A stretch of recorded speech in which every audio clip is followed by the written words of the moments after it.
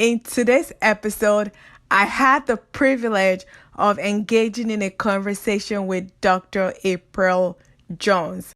Dr. Jones is an oncology medical director and a pharmacist.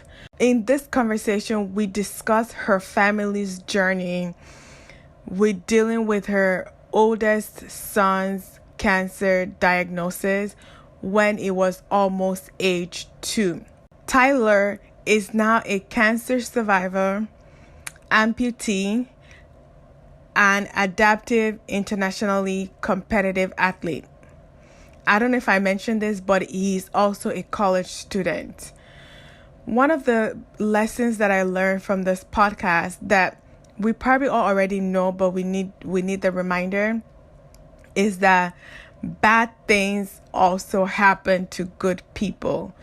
And there's purpose in our pain, and there's strength in the struggle. I want to encourage our listeners that this podcast is not a replacement for therapy.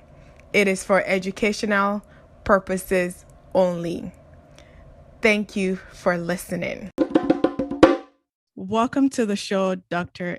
April Jones. I am so happy to have you here. Yeah, thank you so much for having me today. It's a pleasure. No problem. So I think that what you do is so fascinating, and I would like for you to share with my audience what you do for a living.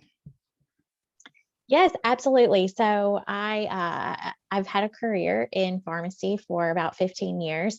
I started out as a pharmacist and with my doctorate in pharmacy, and got my MBA, and have done pharmacy administration and operations for many years. But for the last 3 years, I have been serving in a medical affairs role. So I am actually a medical director with a pharmaceutical company in the area of oncology. That's nice. Yeah, Thank I think you. that's cool. You're welcome. So I love to learn about people's childhood because I just think it's so fascinating. I am curious to know, well, I already know, but where were you born, and tell me your favorite childhood memory. Okay, so so I was actually born. I was actually born in the Chicago area, so not a lot of people know that about me. I was born up north. My mom and my dad, were pretty young, and they had moved up there. And but I'm sure you can tell by the Southern accent, I didn't learn to talk there. They moved down to Tennessee. My mom really wanted to be closer to my grandmother, and so they moved to Tennessee when I was fairly young. And I grew up here in rural West Tennessee, and I actually reside now near Nashville. In terms of my favorite childhood memory, I did have I think every childhood has good and bad memories, but I have to say I'm blessed to have many good memories. I grew up in a really small town, and I remember a lot of time like hanging out on the playground with my friends. Like we had kind of a little block, and we would all walk to the post office together and ride our bikes, and kind of explore town and meet up in each other's yards. And so it was just like, everybody kind of looked out for each other's kids. And so I'm really thankful that I had a relatively simple, childhood. I remember doing dinner many evenings with my whole family at my grandmother's house. She loved to cook. And so that was like a staple for us was, fried chicken at my grandma's house. And then I really remember, I think I only remember a couple of vacations when I was young, and it was always to go to see a relative in another state. And so I remember going to see my cousins in Chicago when I was little, and us, like getting to see what city life was like. And they kind of lived in they lived in Berwyn. And so they had like all the neighbor kids would get together and play in the alley, and we had Italian ice on the street. And it was really cool to kind of see how their life was different than ours. So yeah, I'm definitely blessed with a lot of good childhood memories. Yeah, I remember like reading your book. You mentioned like putting fireflies in a mason jar, and I was Yeah. like, I only read that in books. You actually got to experience that in real life. That's amazing. Yes. And, especially like when my cousins would visit from out of state, they thought that was really pretty cool too. Like we would always do Mhm. that. And, I had this big hill in the back of my house. And because, um, a lot of the kids would like congregate. I remember like racing on we were way too big for them, but getting on like the big wheels, like the little tricycles and wagons, and us like at pushing off the top of the hill, and everyone kind of like racing down the hill. And these it was so yeah, it was definitely a simple childhood, but a lot of fun, a lot of cool things to remember. That's nice. Did you have any favorite activity as a child? Some people like singing, they like dancing, maybe they were organized. Was there anything that maybe you were even passionate about as a child? That's a great question. I think I really liked to draw. My mom was an artist, and so I, was always wanting to use into her colored pencils, and I was actually a really big reader. I loved to read everything I could get my hands on when I was little. Okay, that's cool. Same. I love to read. So I also enjoy reading about the love story between you and your husband. Can you please share your love story with the listeners? Absolutely. It is it's funny now because as a mom, I have kids that are teenagers, and I think back about how I really started adulthood very early. So my husband and I um started dating when I was 16. From the moment that we saw each other, I think it was just like a beginning of a chain of events, and we have been together essentially ever since. And we grew up in a small town. Like I said, he's 3 years older than me, so we had some of the same friends, but we didn't know each other well until I turned 16. I was 16 at the time, and so we really grew up together in a lot of ways, like figuring out what it's like to get jobs. And I went to college, and um so we got married very young. We got engaged. Actually, I was still in high school when I got my engagement ring. And then I actually I graduated early. I went to college early, and it was we had been together about 3 years when we decided to go ahead and get married. And interestingly enough, it was only about 2 months later, and I found out I was pregnant. So it was good timing, timing in that respect. But yeah, I was, we started out, like young, just kind of figuring life out. And we both knew that we didn't want to stay in that small town environment for our entire life. And so, really, like meeting him young helped give me, the confidence and the courage to, explore new things and to, essentially adventure and really to pursue something that maybe I wouldn't had if it were just me. I think I was really humble, and he was always very encouraging of my capabilities. And so I Yeah. do believe I pushed myself harder and went further because of his encouragement. So Yeah. And I could also tell that from reading the book. I'll let the listeners read it, but your determination to still continue with school and all of that. And I'm convinced that most of us were not planned, even when our parents are married. If most pregnancies were planned, we all wouldn't be here. So that's life. Um, yes. My first, I do share in the book about how my first pregnancy was not planned. I was a full-time college student. I was turning 20 when I found out that I was pregnant. So I, um, it was, it was definitely, I wish that I could look back and say that I was excited, about being a new mom and getting pregnant. But to be honest, like the experience was shocking and upsetting. And basically just, I kind of came to the conclusion very quickly, within an hour of finding out that, okay, well, if this is what it's going to be, then I just need to figure out a plan of how to make this work. And it wasn't like this huge, as you grow up as a little girl, I think we're taught to imagine certain life events to be a certain way, that life is perfect if you have a particular wedding, if you have a particular type of stereotypical relationship, if you you get pregnant after 3 to 5 years of being married, and there's like this idealized vision of what our life is supposed to be like, and knowing that it wasn't going to be like that.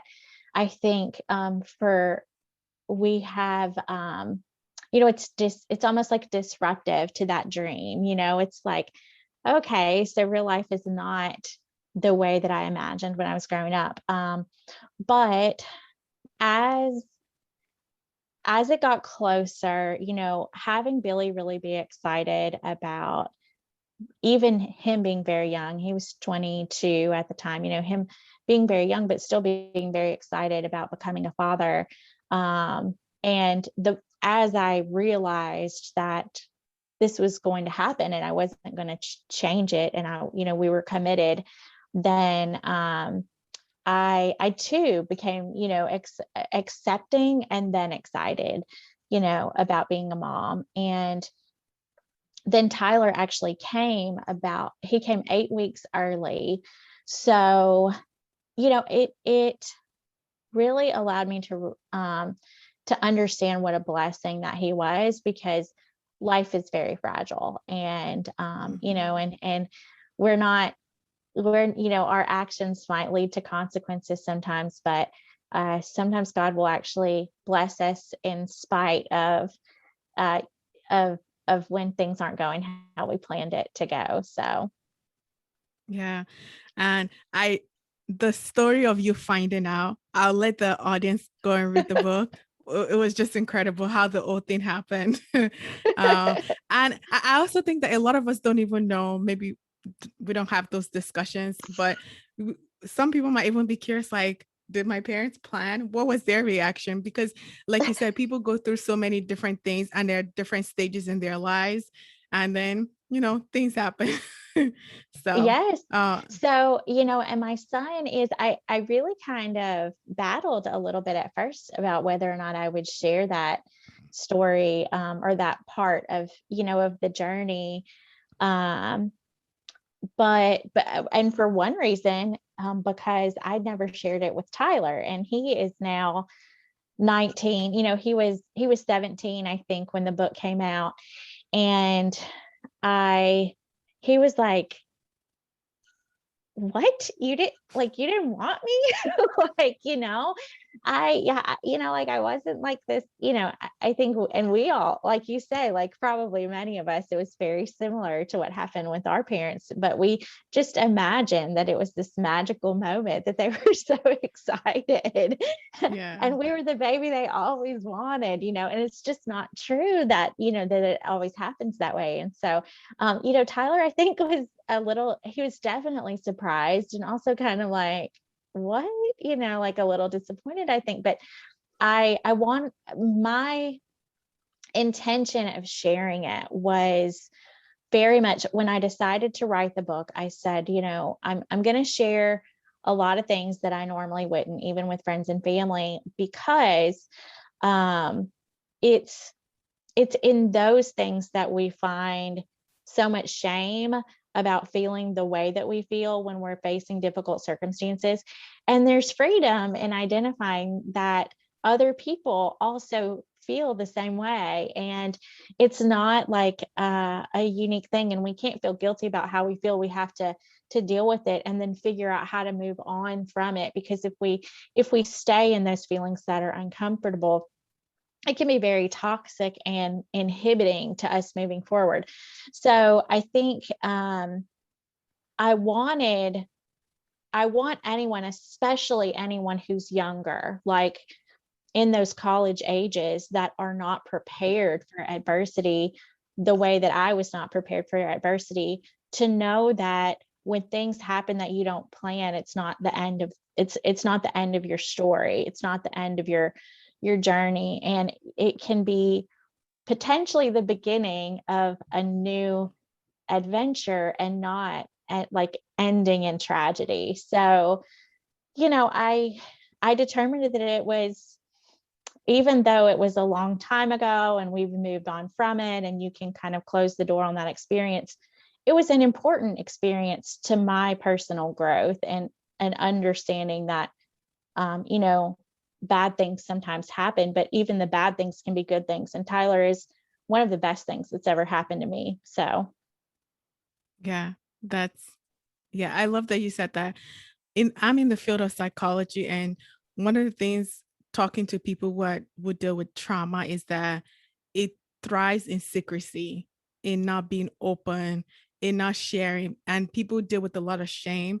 And once you share, you realize, oh, other people have gone through the same thing. I'm not the only one. Yeah. So yes, there's healing in sharing for sure. I call it credibility in crisis. If you can understand that someone has, like, it's easier to take advice from someone or really value their advice or opinion, or then, like, you have to know that they've struggled the way that you have in order for somehow to find that validation, right? Otherwise we just say, Mhm. you don't know what you're talking about. Yeah, Because you yeah, haven't been through what I have been through. But when we realize, like, when we say that, yes, our experience might seem unique, but in reality, we're not the only one to deal with adversity. And that's something that I've really learned to appreciate through everything that we went through. Because through the early, like being a young mom, and then having a child. So Tyler went on to have cancer. So having a child with cancer and then a disability, we've been exposed to a lot of other people and other stories of adversity. And there's a camaraderie in it. hmm, And then um, it's also a reminder, a very, um, a very humbling reminder that, what we think of as the worst that can happen, there are others that have experienced things that maybe, you know, extraordinarily worse than what our yeah. experiences were. So it's really, it allows you to come back to reality, I think, because we definitely can make things, there are things that happen that are bad, but even in that, we can make it a lot worse sometimes than it Hmm. even actually is. Yeah. So you mentioned Tyler being diagnosed with cancer at age 2, at almost age 2. Mhm. What was that like for you? How did that, like, what was your reaction? How did this impact you and your young family? Yeah, it was my second year of the graduate program. So we had moved about, 2 hours or more away from, where our family was. We had, my husband and I, you know, were still kind of newly married. We were just trying to Hmm. to figure out the whole being a grown up thing and having our own household and paying bills and balancing schedules and daycare and, all the things that come with being a young parent. Um, and what happened is, life went from being completely normal to completely disrupted and scary. I think it was when I realized, when we found out that he had the tumor in his foot, he really didn't have any other symptoms except the fact that we realized he had a knot. And once we had the scan done and were told that it would definitely was a tumor, then, like my personality is I really tried to like rationalize and analyze what's happening currently to be able to make a plan for, next steps or preparing myself for next steps. So when I realized he has a tumor, I'm like, okay, well, it's a tumor, but maybe it's not, it could be, they said it could be not cancerous. So we just need to find out what kind of tumor it is. And we're just going to be optimistic, right? And so then we have the biopsy, and they actually told us that it was not cancer. We had a misdiagnosis, which now that I work in oncology, I definitely have a greater understanding of how easily that could happen. Like tumors are very within the tissue, it, especially in a tumor that's grown to be the size his was like 3 centimeters. Each area of that tumor can look a little different. So the tissue sample that they had, they diagnosed that to be not cancerous. So they went in. So it's like, okay, great. Well, now we just need to have surgery. We need to deal with next steps. So he had the surgery to remove the tumor, and then he wasn't healing like as quickly. And we found out within 2 weeks time, it had completely grown back and filled up the same pocket that it was in. So at that point, we knew it was cancer. And I think it was kind of then where I didn't know what to do next, right? Like, so I just kind of felt, it was at that point I really felt overwhelmed. So, when I got the cancer diagnosis, I was just like, I've been trying to be positive, and now I don't know how to be positive anymore. So, you try to realize what you can control and what you can't, and then where does faith fit in? And, that's what I tried to do. And we were very blessed. Tyler did have to have an amputation of his leg because his tumors did not respond to chemo well. But it saved him, and we've lost a lot of friends to childhood cancer. And he is a young man today. So even though the journey was hard, we know that it was, we have a lot to be thankful for. Mm-hmm. Yeah. Wow. Wow. How was your support system during that time? Because we just talked about how you were young, you're a young family. How was your support system like with your husband and with extended family? Did people rally around you guys? Was there like a church that came to support you? Because I can imagine you being a caregiver, um, and just and also with the question about the faith. That's one of the reasons why I started this podcast, is that we go through so many challenges and finding the joy in our purpose. How was that like? How did you support yourself in every way that you would like to answer this question? Spiritually, emotionally, how were you supported? So, I think anytime you're going through something incredibly difficult, it's our tendency to feel very alone because we feel like no one, I think the pain is isolating. People feel like that no one else can possibly understand what they're going through. So it's an isolating feeling. But when I look back, I had so much support around me in a lot of ways. So, and even from very unexpected places.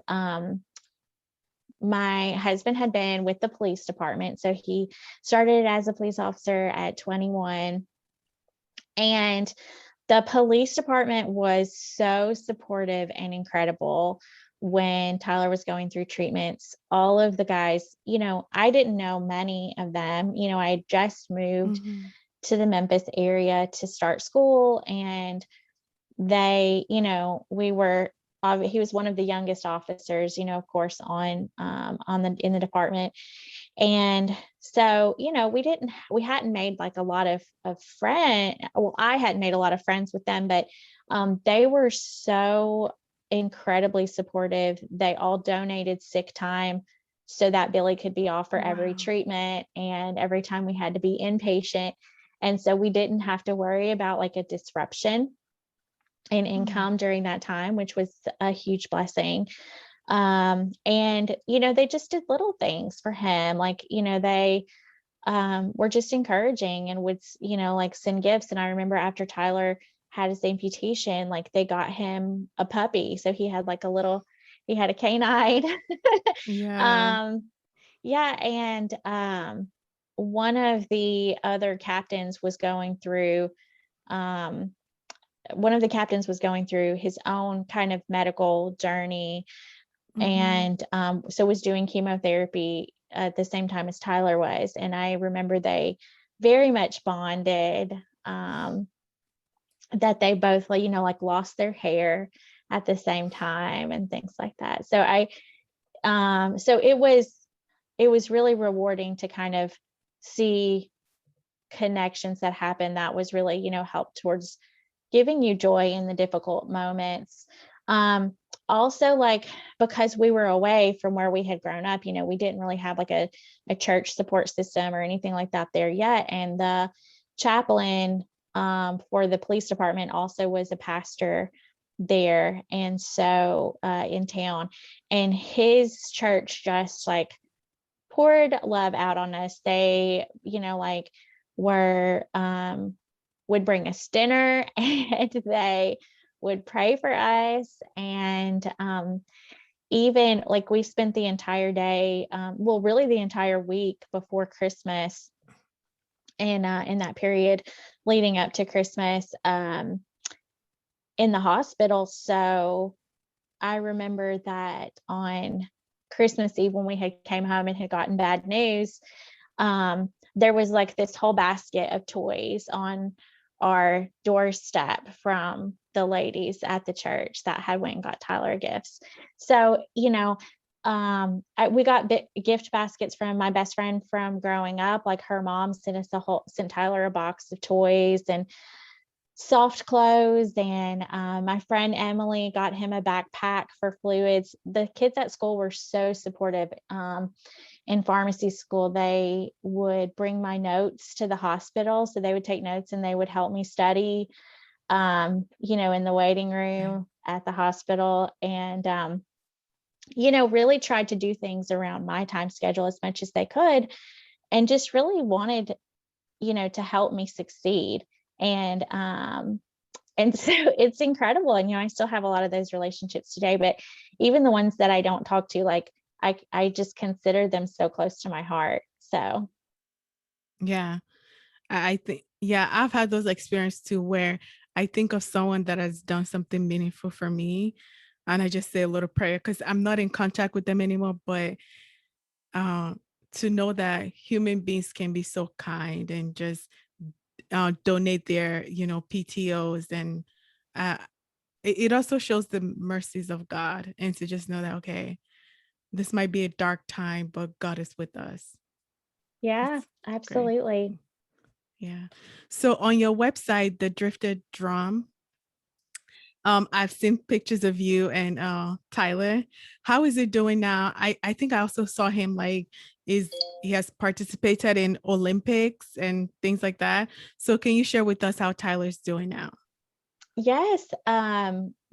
I am very happy to report that, despite, having cancer, and it really, it does, I think it's often overlooked. You working in psychology, I'm sure you can appreciate this. I feel like it's often overlooked the traumatic long-term psychological impact that it can have on kids that are even very, very young. We were in a docu-series. It actually just aired this year. We taped about 18 months ago, called Living Out Loud. And, one of the questions that they asked him, I remember, was, um, he's a pretty driven young man. And, you would think, I would have thought, maybe perhaps his answer to why does he strive so hard would be because he has to overcome this challenge that everyone else doesn't have. But his answer was not that at all. It was that, he acknowledges that not everyone gets to live. And so if we are here, that means we have a calling, we have a reason, we have an opportunity that they didn't have. And he doesn't want that to be wasted. And, and so it's just very telling that, um, even these traumas that happen early on, like it can have a very long term impact. And I'm just thankful that for Tyler, it's been a positive one in many ways, because even though he has challenges that others don't have, he has strong faith, and he has an understanding and appreciation for life, a gratitude for life. And he has done many things, that others would, never dream of. He's been a national award winner for challenged athletes. He got he was like the national junior. He got the Challenge Athlete Foundation Rising Star Award the year before last. He competed in Ireland for the national adaptive team in track and field, and he, brought home medals. So he's been, he has friends all over the country and all over the world that have similar challenges or have had difficult journeys. And it really puts life into perspective for him. So he's a college student now. He is, he's pursuing, he really wants to go to med school, but chemistry is kicking his butt this year. But he knows that his future is helping other people who have had similar difficulty as he has. So, I'm very proud of him. He's an impressive young man by all accounts. Yeah, yeah. Sounds very impressive, honestly. So I've been mentioning your book, and I should say the title. The title of your book is No Mess, No Message: Finding Strength in Struggle and Purpose in Pain. What have you learned through this journey? And how has this impacted your relationship with God? Um, it I'm honestly very thankful. Like, as a mother, I would love to take it all back, like I would want him to just have a healthy life and similar experiences to every average, American athletic, just, kid that gets to do whatever he wants to do, right? Like play sports and just be like all the other kids. But, that was not Tyler's journey. That was not God's plan for our life. And I am just embracing the fact that we have learned so much, and that we're not the same as we would be had we just had an average journey, like if we just had the average experience. And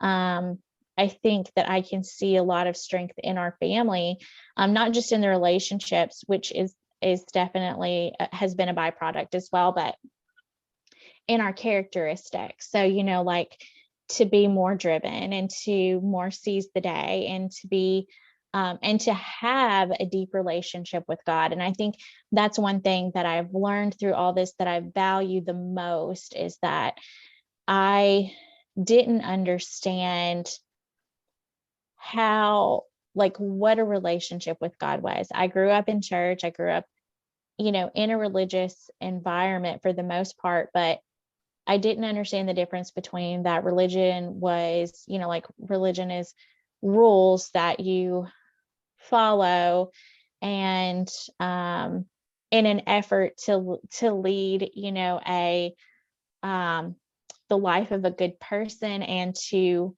eventually go to heaven, right? Like, but I didn't understand, like, that it's so much more than that. And I am so thankful, that I've gained a relationship with God through this. And it's what sustains me through anything. I often say, like, I don't feel like even though I'm so thankful to have people in my life, I'm kind of at a point where I don't feel like I need anyone or anything but God. And that is so reassuring. It's what helps me in every situation. It helps me if I'm anxious, if I'm worried, if I'm scared. I go back to the word and remind myself of his promises. And I just thank him for that to be true. And it grounds me so much. And that's something that I didn't have before. And I would pray that every person that experiences incredible difficulty, I pray that they find God's security and safety and love in the middle of their crisis. Yeah. And another lesson that I picked up from what you said that Tyler shared in that documentary was about not wasting time, and how many of us take for granted that we're alive and just wasting time and letting time pass us by. You kind of answered my next question, but I'm gonna ask this question. So, like I shared earlier, I started this podcast because I wanted people to know that even though we experience failures, disappointments, people telling us no, that there is still joy in living a life of purpose. So, my podcast is centered around mental health and purpose. So, I invite people to share their life stories, and then we talk about mental health, coping skills, and living a life full of passion.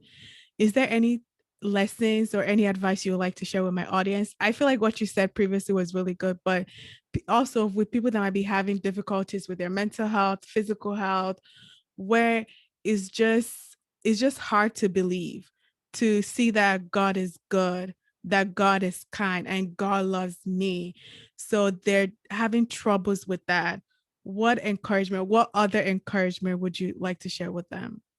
Yes, so I'm so glad you asked me this question, Lola, because I have it's honestly through the last year and a half or so where I've really been an open book, and um really have been striving to help other people find their platform and their calling in the difficult things that they've experienced, and how there's value in growing through them and using them to help others, rather than just like shutting the door on what was painful and putting it behind you.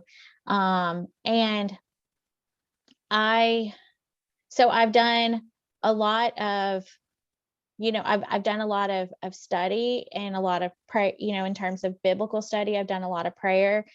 And one of the things that I think I realized just recently, so I was preparing I held my first conference, Path to Purpose, virtual conference in December. And I had others share their stories of incredible situation that they've been in, that God had helped them overcome, and how they found God's calling for their life and their purpose through the difficult thing that they'd experienced.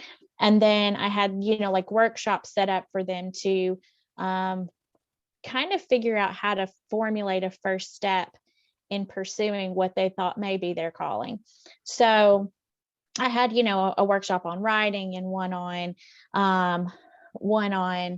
public platform, and for those that want to start a podcast like you, and for ministry and these different components of potential opportunities, like realigning your career path to something that you feel like maybe you're more suited for, or your experiences are calling you, are more calling you to do. So one of the things that I feel like God really spoke to me about during all of that was that we focus so much on the activity. We focus so much on what are we supposed to be doing, that we sometimes forget. And it's almost like we become consumed to live for the purpose and not to live for the God that has the purpose for us.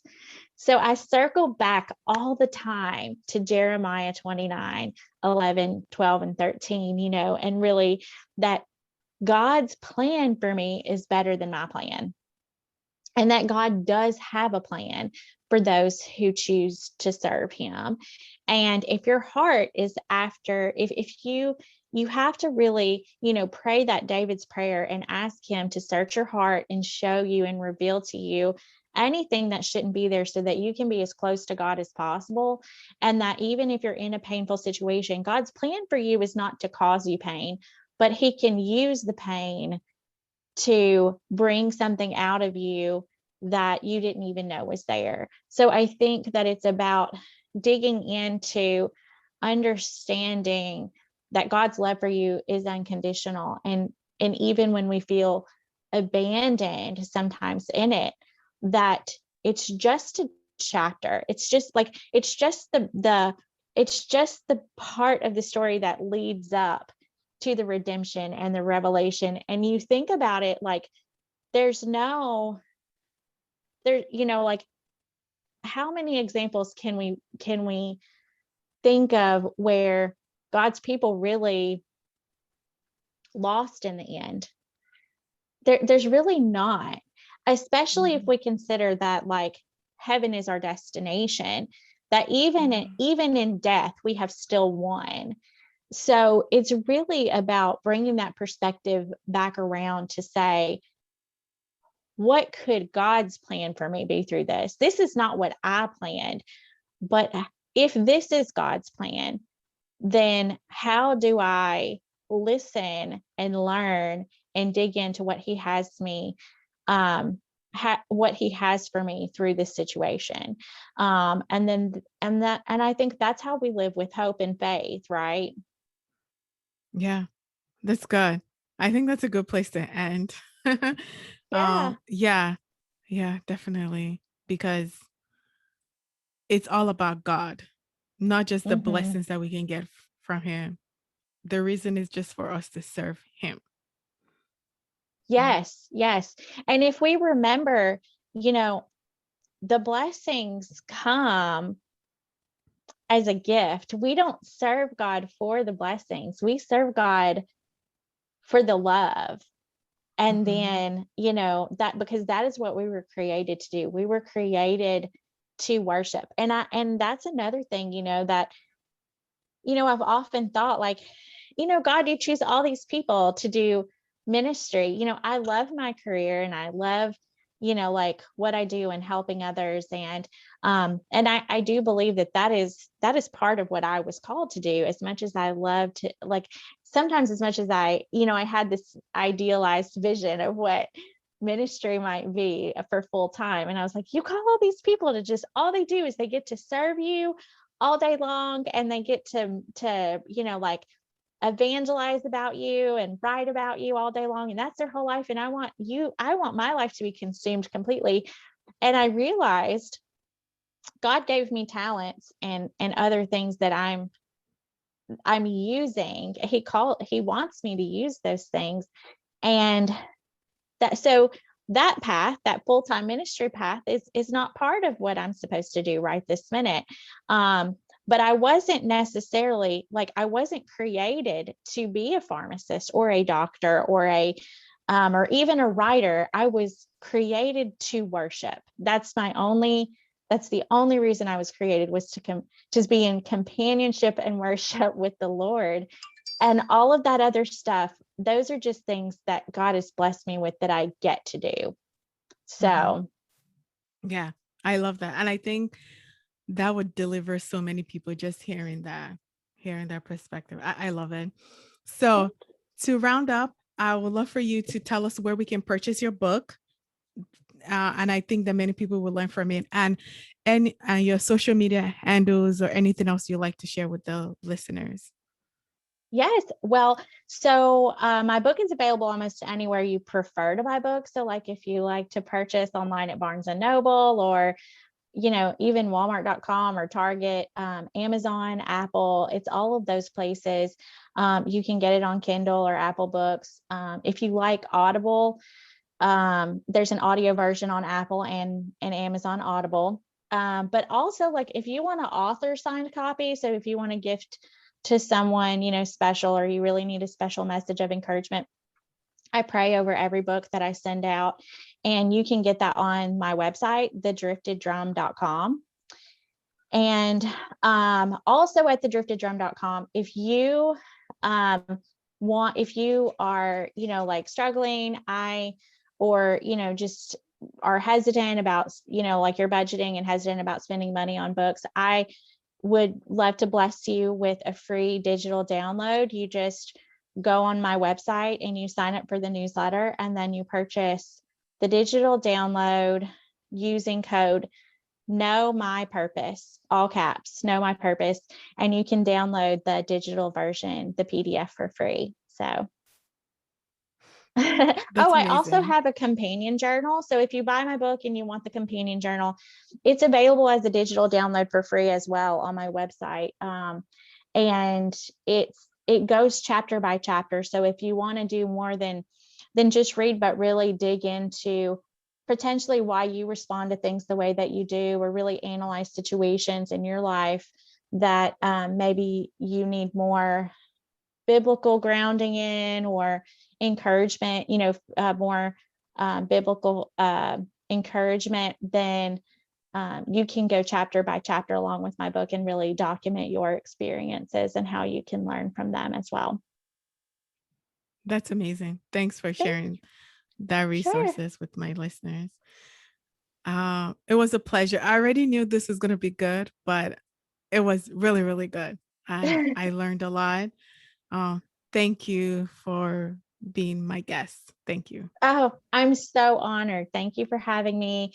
And I just pray over everyone listening that that you will be encouraged and be blessed, and know that you are not alone. Even if you feel alone, He has His eyes on you. So be encouraged in your moments, that we all have difficult moments, and bad things don't just happen to we think bad things should happen to just bad people, but no, the truth is we all are going to have our struggles, but tomorrow is a new day, and you can have hope and faith in today. So yes. Amen. Thank you. Amen.